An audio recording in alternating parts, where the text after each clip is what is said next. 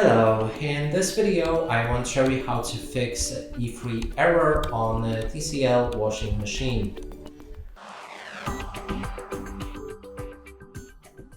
And to do this, first we need to understand what this error means, and it means that the door lock is broken, probably. And to see if it's actually broken, you can close the door well again. That means shut it with a bit of the force.